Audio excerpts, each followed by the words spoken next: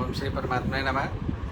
मैं senior professor हृदय अवस्थी अपने परम पूज्य गुरु जी प्रातः स्मरणीय वेद मूर्ति तपोनिष्ठ गीता उपनिषद पुराण और सांख्य शास्त्र के विशेषज्ञ प्रोफेसर पंडित भगवत शरण शुक्ल जी के साथ में आप सभी का Awasthi Ayurveda anatomy yoga and spirituality channel पर हार्दिक स्वागत करता हूँ। गुरु जी सांख्य कारकाओं को हम लोग सरल शब्दों में समझा रहे हैं। 33वीं कारका है जिसमें अंतःकरण जो तीन हैं उनके विषय में चर्चा है, तो उसको समझने के लिए चलते हैं गुरु जी के समीप। नमोस्वनंताय सहस्रमूर्तये सहस्रपादाक्ष शिरोरुबाहवे सहस्रनाम्ने पुरुषाय शाश्वते सहस्रमुखिधारिणे नमः। कृष्णाय वासुदेवाय हरे परमात्मने प्रणतक्लेशनाशाय गोविंदाय नमो नमः। इस चैनल से संबद्ध सभी विद्वद्गण, सभी जिज्ञासु छात्रवृंद, सहृदय सज्जनवृंद, इस चैनल के संस्थापक तथा प्रबंधक आचार्य हरिहृदय अवस्थी जी, आप सभी का सांख्य शास्त्र के इस विचार परंपरा में स्वागत है। कल जो विचार हुआ था दो कारिकाओं में, मैं सर्वप्रथम ये विचार किया गया था कि यह जो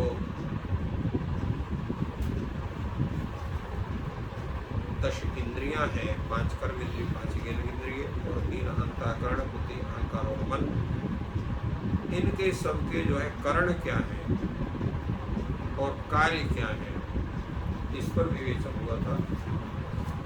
और उसके पश्चात ये विचार हुआ था कि इनका सबका जो है कैसे कैसे अपने कार्य पूरे करते हैं और इसका मुख्य हेतु क्या है, इसको विचार करें। आज विचार ये हो रहा है कि ये 13 प्रकार के करण हैं, इनका सबका मुख्य कार्य क्या है, ये विषय क्या है, कहाँ कहाँ अपने कार्य को संपादन करते हैं, इस पर विचार हो रहा है। इसलिए इसमें इसके अवतरण में आचार्य वाचस्पति मिश्र कहते हैं, त्रयोदश विध करणे अवान्तर विभागम करो। 13 प्रकार के जो करण हैं, इन 13 प्रकार के करणों का जो अंतःकरण का जो विभाग है, इनके अंतर अवान्तर विभाग जो है, इनके अंदर के जो विभाग है, प्रत्येक उनके सबके विभाग को ये पृथक पृथक करने के लिए अंतःकरण कारिका को उपस्थापित करके कहते हैं, अंतःकरणम त्रिविधम दशधा बाह्यम त्रयस्य विषयाख्यम सांप्रत कालम बाह्यम त्रिकालम आभ्यंतरम करणम। तात्पर्य है कि अंतःकरणम त्रिविधम, जैसा कई बार बताया जा चुका है कि 3 ये अंतःकरण है, बुद्धि, अहंकार और मन। दशधा बाह्यम, और ये 10 जो है ये बाह्य करण है। ये बाह्य 10 कौन है? 5 कर्मेंद्रिय और 5 ज्ञानेंद्रिय। और विषयाख्यम त्रयस्य विषयाख्यम बाह्य त्रयस्य, त्रयस्य मैंने तीनों जो अंतःकरण है, इनके जो बाह्य करण है वो 10 है। त्रयस्य विषयाख्यम बाह्यम करणम दशधा। इन तीनों के अर्थात तीनों अंतःकरणों के जो विषय रूप जो ये 10 इंद्रियां हैं, ये बाह्य करण को कहते हैं। अब इनकी उपयोगिता कहाँ कहाँ होती है? तो सांप्रत कालम बाह्यम, जहाँ पर वर्तमान कालिक ज्ञान करना हो वहाँ पर ये 10 इंद्रियां ये बाह्य काल का ज्ञान कराती है, बाह्य करणों के द्वारा वर्तमान काल संबंधी कार्य को करती है। और आभ्यंतरम कारणम त्रिकाल, किंतु जो आभ्यंतर करण है अर्थात बुद्धि, अहंकार और मन है, इनकी करणता, इनका कार्य जो है वो तीनों काल में होता है। भूतकाल में भी होता है, वर्तमान काल में भी होता है और भविष्य काल में भी होता है। इसके विषय में आचार्य वाचस्पति मिश्र इस कारिका के प्रत्येक आयामों का सुंदर ढंग से व्याख्या करते हैं। पहले अंतःकरण त्रिविधम की बात करते हैं कि अंतःकरण 3 कौन है? बुद्धि, अहंकार, मन। अंतःकरण त्रिविधम बुद्धि, अहंकार, मन। और शरीराभ्यंतरवर्तित्वात् अंतःकरण। इनको अंतःकरण क्यों कहते हैं? क्योंकि शरीर के अंतर्गत होते हैं। बुद्धि कहीं बाहर से दिखाई नहीं पड़ती है, मन कहीं बाहर से दिखाई नहीं पड़ता है, और जो अहंकार वो भी कहीं बाहर से नहीं दिखाई पड़ा है। ये शरीर के अंतर्गत होते हैं, इसलिए इनको अंतःकरण कहते हैं। और दशधा बाह्यम, ये 10 जो इंद्रिय हैं इनको जो है इनको बाह्यकरण कहते हैं। क्यों बाह्य कहते हैं? क्योंकि ये अंतःकरण जो है उनके विषय को कहने के कारण, जैसे यहाँ पर आपका ज्ञानेंद्रिय है तो चक्षुरेंद्रिय हो गया, कर्णेंद्रिय हो गया, रसनेंद्रिय हुआ, घ्राणेंद्रिय हो गया, तो ये सब इंद्रियों के चिन्ह भी बाहर है, और साथ साथ इनके जो मुख्य है, इनका जो शक्ति विशेष है वो यद्यप दिखाई नहीं पड़ती है, किंतु बाह्य इंद्रिय बाह्य रूप में इनके चिन्ह दिखाई पड़ते हैं। इसी प्रकार कर्मेंद्रियों की वाक्पाण पाद वायु वस्त्र इत्यादि इनके भी चिन्ह दिखाई पड़ते हैं, इसलिए इनको बाह्यकरण कहा जाता है। और ये विषयाख्यम बाह्यम, ये विषयाख्य, विषयाख्य मतलब विषयम आख्याति, तो इनका विषय क्या है? तो विषय है संकल्प, अभिमान और अध्यवसाय, तीनों अंतःकरण। तो तीन जो अंतःकरण है, संकल्प, अभिमान और अध्यवसाय। जैसे यहाँ पर जो है बुद्धि का जो है अध्यवसाय है, मन का संकल्प है और अहंकार का अभिमान है। तो ये तीनों के जो है विषय हैं, और ये इनके जो है इनके कर्तव्य के रूप में ये कारण बनते हैं, इसलिए कारण है। तो अब इसमें कैसे कारण बनते हैं? तत्र बुद्धि इंद्रियाणि आलोचने, बुद्धि इंद्रिय जो है अर्थात ज्ञान इंद्रिय जो है वो आलोचन के द्वारा, मतलब साक्षात्कार के द्वारा विषय का साक्षात्कार करते हैं। तो विषय साक्षात्कार करने के कारण वो करण होते हैं।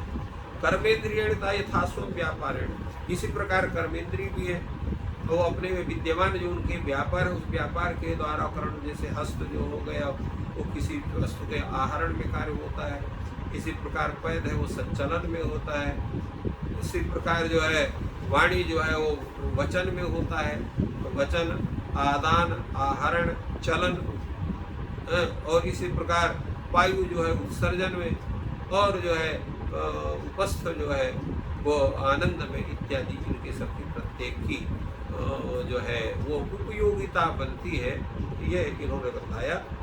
अब इसके साथ साथ इन्हों में पूछ रहे हैं कि बाह्याभ्यंतरो करणीयो विशेषांतरम, बाह्य जो इंद्रियां हैं अर्थात ये जो बाह्य 10 ज्ञानेंद्रिय और कर्मेंद्रिय बाह्य, और आभ्यंतर जो तीनों अंतःकरण, इन तीनों में विशेष भेद क्या है, सूक्ष्म अंतर क्या है? तो सूक्ष्म अंतर के विषय बताते सांप्रत कालम बाह्यम, जो बाह्य काल है, बाह्य इंद्रिय हैं, ये 10 बाह्य इंद्रिय वर्तमान काल से ही इनका संबंध होता है, वर्तमान काल से समीप वस्तु को ये बतलाते हैं, और उसके साथ वर्तमान समीप को भी बताते हैं, भविष्य को, और अतीतमपि वर्तमान, तो वर्तमान समीपम, अनागतम, अतीतमपि वर्तमान, वर्तमान समीप को, अनागत को, अनागत माने भविष्य को, भविष्य समीप, वर्तमान समीप, भविष्य, तो वर्तमान समीप कौन हो सकता है? तो वर्तमान समीप हो सकते हैं जो वस्तु अभी अभी तत्काल में समाप्त हुई हो, तो वर्तमान अतीत हो गई, वर्तमान समीप अतीत हो गया, जो अभी तत्काल आने वाली हो वर्तमान समीप अनागत हो गया, उसको ही वर्तमान के रूप में ही ज्ञान उसको किया जा सकता है। तात्पर्य यह है कि वर्तमान की स्थिति भी 3 प्रकार की होती है। एक प्रकार तो ये हो गया जो वर्तमान समीप है, वर्तमान समीप जैसे आगत हो गया, अनागत हो गया और अतीत हो गया। अनागत का होता है अभविष्य जो अभी तक नहीं आया, तो भविष्य काल हो गया जो एकदम तत्काल समीप में तुरंत आने वाला है, और वर्तमान समीप अतीत जो तुरंत अभी समाप्त हुआ है, और एक वर्तमान जो दोनों से पृथक होकर के चल रहा है। तो ये तीनों काल जो है वो वर्तमान में गृहीत होते हैं, तो तीनों का जो है इंद्रियों का विषय होता है। अतो बाघ भी वर्तमान काल विषय, इसलिए वाणी भी जो है वर्तमान काल का विषय होती है। और त्रिकालम अभ्यंतरम करणम, और जो त्रिकाल है अर्थात वर्तमान काल, भूतकाल, भविष्य काल, ये तीनों जो है अभ्यंतरण तीनों में होता है। कैसे होता है? तद यथा नदी पूर्व भेदात अभूत वृष्टि, हम देखते हैं कि नदी जो है एकदम पूरी लबालब भरी हुई जा रही है, अर्थात खूब बाढ़ आई हुई है। भले ही समय पर वृष्टि नहीं हो रही थी, परंतु उसके द्वारा यह ज्ञात किया जाता है अनुमान से कि बिना पानी बरसे हुए नदी में बाढ़ नहीं आ सकती। इसका मतलब खूब वर्षा पहले हुई है कहीं पर। ये हम ज्ञान करते हैं। कैसे ज्ञान करते हैं? अनुमान के द्वारा, बुद्धि के द्वारा उसका ज्ञान करते हैं। अस्ति धूमात अग्निरे नग निकुंजे। तो यहाँ पर जो है ये जो पर्वत श्रृंखला है, इस पर्वत श्रृंखला में जो धुआं दिखाई पड़ रहा है, तो धुआं से ये प्रतीत होता है कि यहाँ पर अग्नि कहीं जल रही है, इसलिए धुआं ये निकाल पड़ रहा है। तो ये हो गया, आपका वर्तमान का हो गया। नदी पूर्वाद अभूत वृष्टि, ये भविष्य भूतकाल का हो गया। और असत्य उपघात के पिपीलिका कांड संचरणात् भविष्यति वृष्टि। देख रहे हैं कि दीवार में या किसी पेड़ में जो चींटियां हैं वो खूब चढ़ रही हैं। कोई यहाँ पर यद्यपि वृष्टि का कोई कारण दिखाई नहीं पड़ रहा है, परंतु उससे ज्ञात होता है कि जो है चींटियों के जो है किसी जगह चढ़ने पर दीवार वगैरह में या पेड़ वगैरह में जो ऊपर वो चढ़ती दिखाई पड़ती है नीचे से ऊपर की तरफ, तो ये ज्ञान होता है कि निश्चित है कि वर्षा होने वाली, आगे वर्षा होगी। तो ये जो तीनों प्रक्रिया, तीनों प्रकार का ज्ञान हम करते हैं और इनके अनुसार ही हम जो संकल्प करते हैं, अभिमान करते हैं, व्यवसाय करते हैं, तो ये जो पूरी प्रक्रिया होती है ये अंतःकरण अर्थात जो है बुद्धि, मन और अभिमान अर्थात अहंकार के द्वारा ही इनका मतलब बुद्धि, अहंकार, मन, इनके द्वारा ये सब काम होता है। कालश्च वैशेषिका ही मतः एक न अगनात आदि व्यवहार गए न प्रवर्तन। अब वह जो काल है, इस काल के विषय में प्रत्येक दार्शनिकों के भिन्न भिन्न विचार हैं। जो वैशेषिक दर्शन के हैं वो काल को एक ही मानते हैं। काल उनके विषय में भविष्यत काल, वर्तमान काल, भूतकाल, ये भेद उनके यहाँ नहीं होता है। इसलिए तस्माद यही उपाधि भेद ही अनागतादि भेदम प्रतिपद्यते। तो वो लोग फिर वर्तमान आदि भेद कैसे करते हैं? उपाधि भेद के द्वारा। कोई वस्तु की क्रिया समाप्त हुई है तो क्रियोपाधि काल जो है वो भूत हो जाता है। जो क्रिया चल रही है तो उस क्रिया से उपलक्षित काल वर्तमान हो जाता है। जो क्रिया अभी आगे प्रारंभ होने वाली उस उपलक्षित काल भविष्य हो जाता है। इस प्रकार उपाधि भेद से वो अनागत आदि भेद करता है। संतुत्ता एव उपाधया, ठीक है, वो उपाधियां मानी जाए। ये अनागत आदि व्यवहार हो तथा जो भविष्यत काल, भूतकाल, वर्तमान काल के व्यवहार के हेतु मानी जाती है। तो कृतम अत्र अंतर्गटुना कालेन इति सांख्याचार्य, किंतु जो सांख्याचार्य हैं उसको इन्हीं व्यवहारों के द्वारा, पृथक व्यवहार के द्वारा वो जो है इन कार्यों को स्वीकार कर लेते हैं।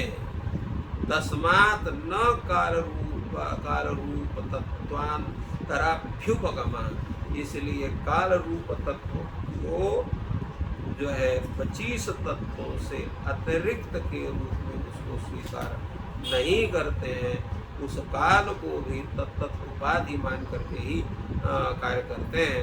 तो इस प्रकार तो इसमें यहाँ विवेचन करते हुए ये आगे इस पर इन्होंने पूरा विचार किया इस कारिका में, और इन्होंने बताया कि किस तरह से जो है बाह्य इंद्रियों के कार्य होते हैं और किस तरह से अभ्यंतरों का जो अब अंतःकरण उनके कार्य होते हैं, और ये वर्तमान का स्वरूप क्या होता है, भविष्य का स्वरूप क्या होता है, और जो बाह्य ये है उनका जो सांप्रत काल, जो बाह्य का सांप्रतक काल अर्थात वर्तमान काल होता है, और अभ्यंतर जो अंतःकरण है उनका जो तीनों काल होता है। इसका सम्यक विवेचन आचार्य वाचस्पति मिश्र ने इस व्याख्यान में किया। तो इस प्रकार गुरु जी ने बहुत ही सरल शब्दों में हम लोगों को समझाया कि जो बाह्य करण है 10 इंद्रियां वो वर्तमान में हैं, उससे ज्ञान वर्तमान का प्राप्त होता है, वर्तमान के समीप का, आगे पीछे का, और अंतःकरण तीनों काल का ज्ञान कराता है, वर्तमान, भूत और भविष्य का, जो बहुत ही सरल शब्दों में हम लोग गुरु जी ने सिखाया। ईश्वर आपकी सहायता करें। आपका राधे, सब धन्यवाद।